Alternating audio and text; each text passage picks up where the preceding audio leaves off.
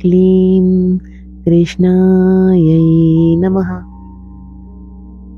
ओम क्लीं कृष्णायै नमः। इस वीडियो को जब तक आपको सुनने को दिल कर रहा है, जब तक आप सुनना चाहते हैं, सुन सकते हैं। एक दिन में कई बार सुन सकते हैं या फिर प्रतिदिन एक बार सुन सकते हैं।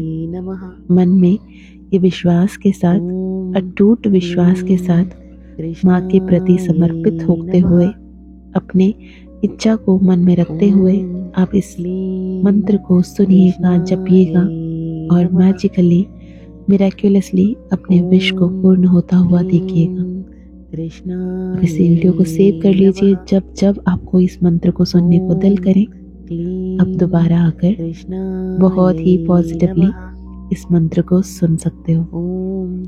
और मैं भी माँ बाबा से यही प्रार्थना करूंगी कि आपके हर एक इच्छा, हर एक मनोकामना बहुत जल्द पूर्ण हो।